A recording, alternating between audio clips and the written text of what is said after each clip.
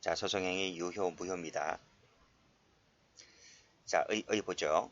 자, 유효, 무효란 소송행위가 일단 성립되었다는 것을 전제하는 개념이죠. 불성립일 때에는 전 시간에 설명드렸듯이 아예 무시하면 된다 했습니다. 따라서 성립되었을 때 비로소 그 행위가 유효인지 무효인지를 판단해 줍니다. 자, 유효가 뭔지 보시고 무효가 뭔지 보시면 되는데 여기 동그라미 2번 체크 한번 해보세요. 자, 무효 말씀드렸죠? 소송행위가 성립한 경우일 때 무효라 할지라도 어떤 소송법적 판단을 유효한다 했습니다. 따라서 공소 기각 판결을 한다고 말씀드렸고, 그리고 소를 제기하면 공소시효가 정지가 되죠. 그렇죠? 그래서 두 가지 효과를 부여해 준다.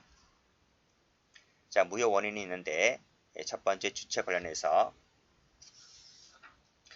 행위적격 흠결, 소송행위 능력 흠결은 읽어보세요. 자, 의사 하자를 볼게요. 자, 그 의사가 착오나 사기, 강박에 의한 의사표시, 무효 여부가 문제되는데 실체 형성행위, 절체 형성행위로 나눠서 판단하면 됩니다. 근데 시험 문제는 동그라미 2번이야. 1번보다는. 자, 이 절차 형성행위, 이 절차 형성행위가 착오, 사기, 강박에 의한 의사표시의 경우에 어떻게 될 것이냐, 법적 효과가 어떻게 될 것이냐라고 하는 것인데, 판례는요, 이 절차 형성행위라 할지라도 일정한 요건이 구비가 되면 무효를 인정을 해줍니다. 그 일정한 요건이라고 하는 것이 밑에 나와 있어요. 이 판례를 별표를 쳐보세요. 자, 여기 나오죠? 절차 형성적 소송행위가 착오로 인해서 행하여졌을 때 그 행위가 밑에 무효가 되려면 일정한 요건이 필요한데 그 요건이 세 가지입니다. 첫 번째, 이 무효가 되는지 안 되는지는 통상인 밑줄 그으시고 동그라미 1번, 즉 통상인의 판단을 기준으로 한다. 두 번째는 만일 그 착오가 없었다면 그 행위를 하지 아니하였을 것이라고 인정되는 중요한 점에 관하여 착오가 있을 것, 이런 말인데요. 이 중요한 점에 관한 착오라고 했을 때 동그라미 2번 했어요. 여기서 동기를 포함한다는 부분을 색깔칠하세요. 간혹 출제가 되는데요. 동기를 제외한다 하면 틀려요. 동기도 포함됩니다. 이 중요한 부분에서 동기가 포함된다는 부분. 세 번째입니다.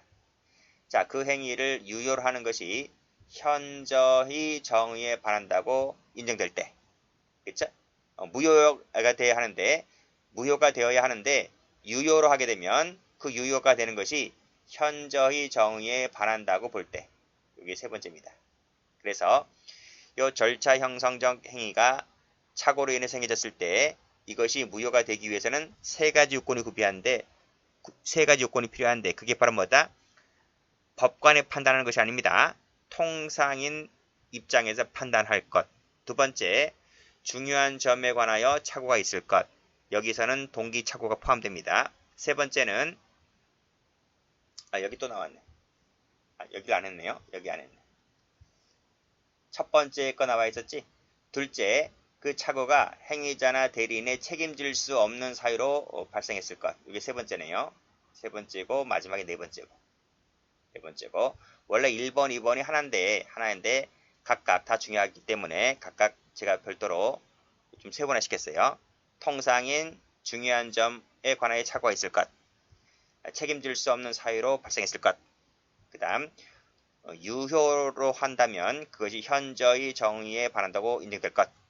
총 4가지입니다. 4가지인데 판례에서는 첫째, 둘째, 셋째까지만 나와 있어요. 기억을 해두시고 다음 페이지 보세요.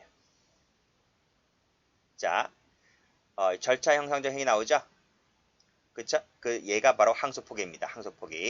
항소포기와 같은 절차 형성적 행위가 착오로 행해졌을 때 그 착오가 무효가 되려면 그 행위가 무효가 되기 위해서는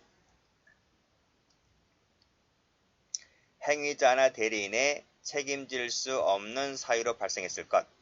그게 여기잖아. 여기. 그쵸? 세 번째 거잖아. 그쵸? 발생했을 것. 그러려면 내가 무효시켜준다는 겁니다. 무효시켜준다는 거예요. 자, 그럼 꺽쇠 2번이 과연 그러한 사유가 되는지 볼게요. 교도관이 내어주는 상속권 포기서를 항소장으로 잘못 믿은 나머지 누가? 제소자가. 그쵸? 여기서 잘못 믿었다 그랬죠? 이 부분은 이 제소자의 과실이 있는 부분 아닌가?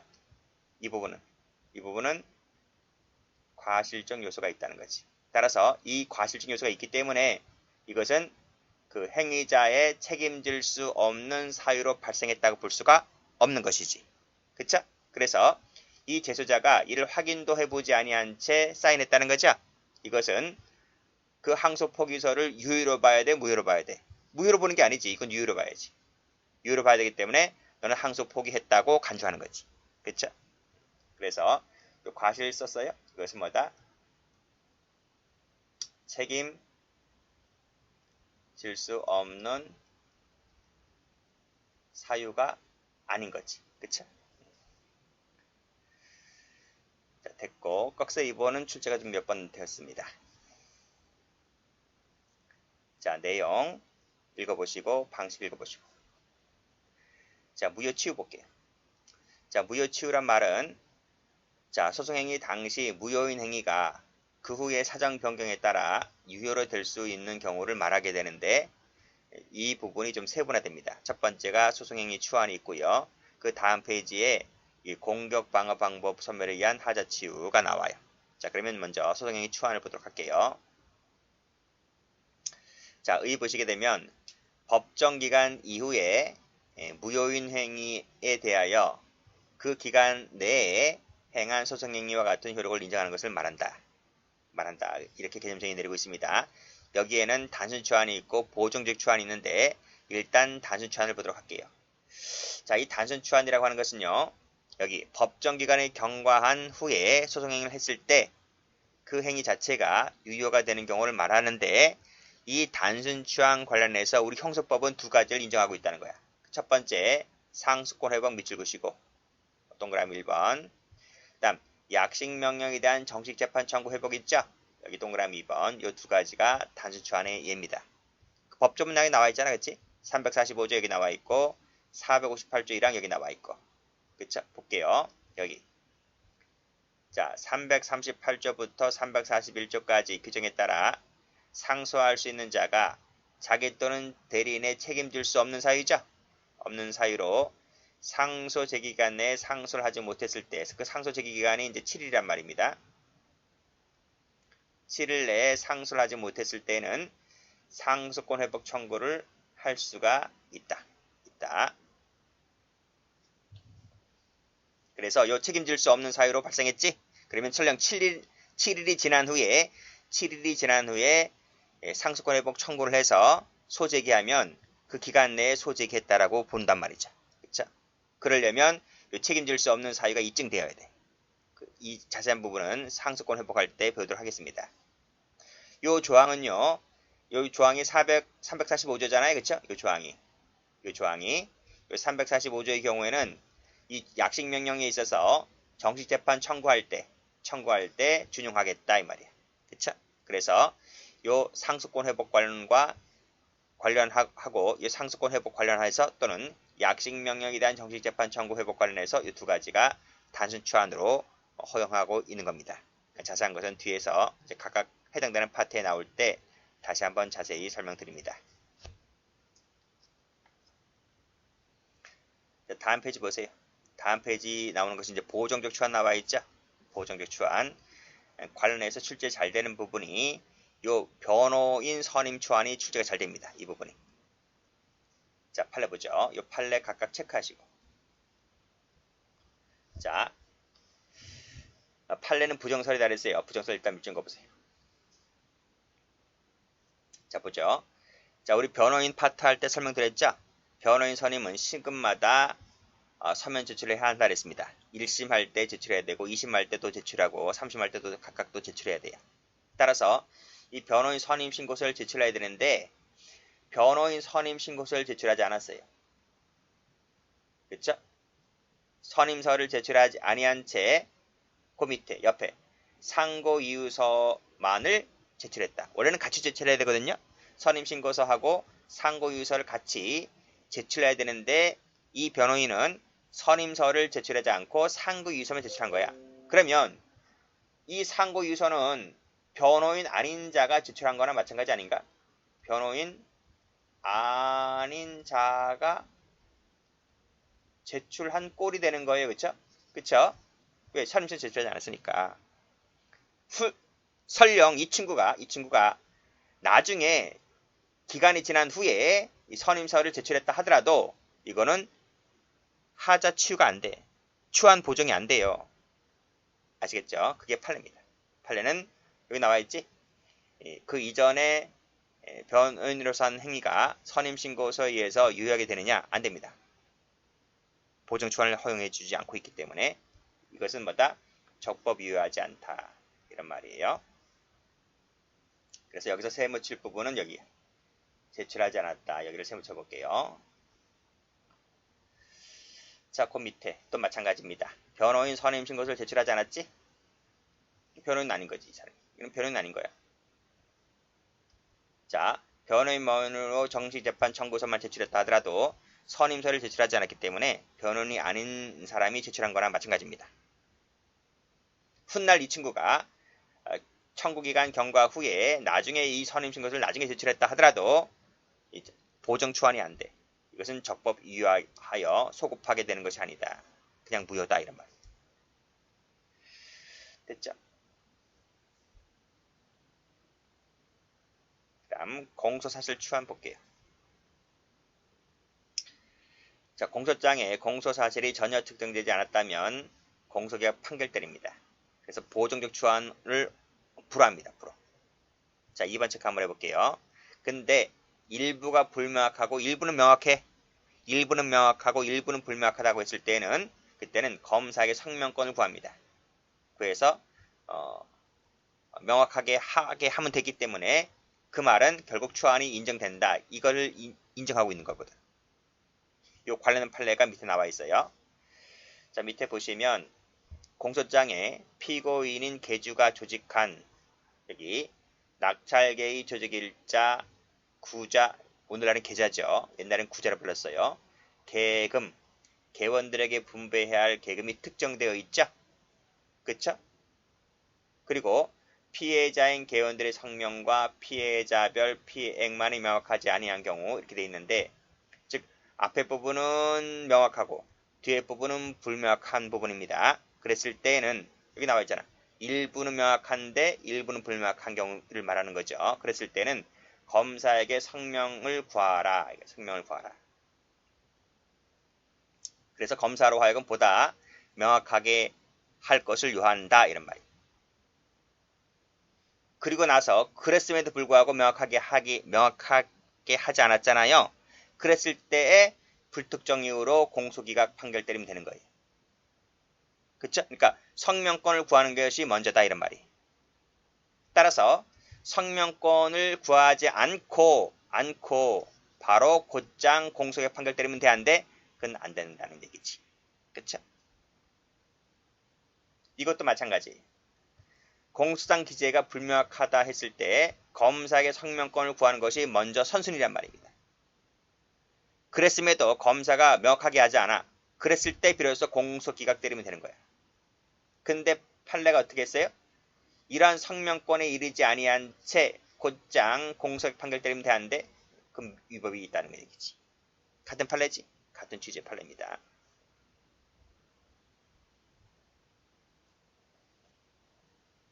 자, 다음도 보시면 자, 검사의 기명 날인 사명이 없는 상태로 법원에 제출됐다. 이거 위반이지? 위반입니다. 기명 날인 사명 다 해야 되는데 안 했으니까 형소법 조항이 위반된 선리다 할 것이다. 이와 같이 법률이 정한 형식을 갖추지 못한 공소장 제출에 따른 공소제기는 뭐다?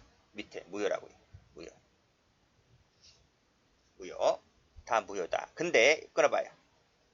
무효인데 이 공소장에 검사 기명 날인 사명이 없는 상태로 제출된 것은 앞 페이지에 나와 있는 이 변호인 선임 추한과는 달리 이때는 보정적 추한을 허용해줘요.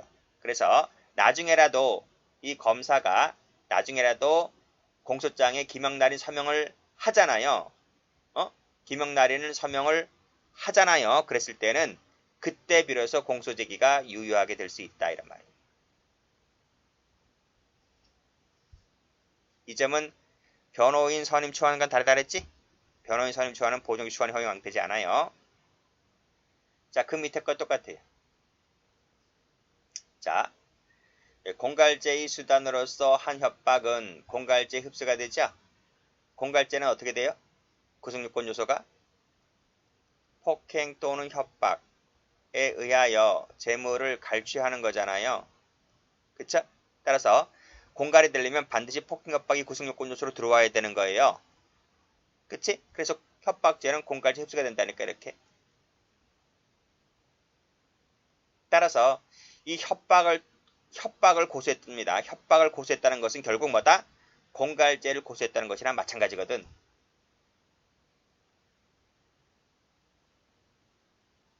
그치? 자, 검사가 공소를 제기할 당시 그 범죄 사실을 협박죄로 구성하여 했다 하더라도 이 협박죄라고 하는 것은 여기 나와 있잖아. 협박이라고 하는 공갈죄 흡수가 되는 것이란 말이에요. 그러니까 협박죄로 기소했다 하더라도 이것은 원래 뭐다? 원래는 검사가 협박죄로 기소할 것이 아니라 원래는 공갈죄로 기소를 했었던 사건인 거예요. 원래는 공갈죄로 기소해야 하는 사건인데 검사가 공소제기를 협박죄로 기소한 거야. 그치? 하더라도 이것은 뭘로 인정해주겠다? 공갈죄로 인정해주겠다는 거야. 따라서 이 공판 중에 그 기본적 사실관계가 동일하여 거기 공소사실을 뭔데? 공갈죄. 공소사실을 공갈미수죄로 공소장 변경이 허용되었다면 이 하자는 비로소 치유된다. 뭐로? 공갈미수로. 하자 치유를 인정했던 사건입니다. 만약에 이것이 공갈죄 사건이 아니라 순수한 협박죄 사건이었다면 검사는 협박죄로 기소했겠지. 근데 협박죄하고 공갈미수죄는 공소장 동일성이 인정되지 않는 거잖아요. 그럼 공소장 변경이 허용되지 않는 거지. 그러나 이 사건은 본래 순수한 협박죄가 아니었고 본래는 공갈죄였던 사건이었단 말이죠. 그치? 그래서 검사가 원래는 공갈죄 기소하는 것이 맞는데 검사가 협박죄로 기소했다 하더라도 이 협박죄는 공갈죄로 보아야 한다는 겁니다. 공갈죄로 보았기 때문에 공갈미수죄로 공소장 변경이 이루어진 거지. 자, 다음. 친고죄에서 피해자의 고소가 없거나 고소가 취소되었음에도 친고죄로 기소가 됐어요. 원래 친고죄로 기소하려면 피해자 고소가 있어야 되잖아. 근데 고소가 없는데도 불구하고 고소가 됐잖아. 자, 근데 이것이 당초 공소사실과 동일성이 인정되는 비친고죄로 공소장 변경이 허용되었다 하더라도 그 하자흠은 치유된다. 그치? 원래는 친고죄인데 고소가 없기 때문에 친고죄로 고소할 수가 없는 거죠? 그치? 그 하자가 있는 거지? 여기서 하자가 발생한 거예요. 하자가 발생했다. 하자가 발생했는데 나중에 공판 중에 비친고죄로 공소장 변경이 허용되었다면 원래는 고소가 없기 때문에 당연히 비친고죄인 조문이기 때문에 나중에 이 비친고죄로 공소장 변경이 이루어진 것은 하자의 흠이 치유되었다고 보는 것이다. 그래서 하자 치유를 인정했던 사건인 거예요. 자, 고소추안 볼게요. 자, 고소추안은 우리 맨 앞에서 본 적이 있습니다. 고소 파트 할 때 판례는 부정설 입장이었죠. 자, 요 판례가 이 고소 파트 추안할 때 나와 있어요. 그러니까 찾아보시면 나와 있어요. 여기 보시면 기소 이후에 고소 추안은 허용되지 않는다라고 배웠을 겁니다. 여기까지 끊고 여기서 비친고죄인 강간치상죄로 취소죄로 기소되었다가 친고죄인 강간죄로 공소장이 변경된 경우도 똑같다. 이 말은 뭐다? 당시 판례가 강간죄는 친고죄였던 사건 하에서 법조문 하에서 판시된 판례이기 때문에 그러한 취지를 이해하시고 판례 보시면 된다 했습니다. 자, 기소유예 고소추하는 허용되지 않는다는 취지의 판결이 나와 있어요. 다 설명드렸어요. 앞에서요. 이것도 마찬가지죠. 그 판례도 마찬가지입니다. 고발 없이 공소 제기된 후에 나중에 세무공무원이 훗날 고발을 했다 하더라도 치우를 인정하지 않는다는 부분 다 설명드렸습니다. 이 판례 출제 잘 돼요. 우리 앞에서 다 배웠어요.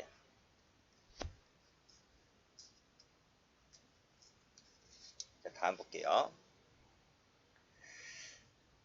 자, 이 부분은 다음 시간에 할게요. 이 부분은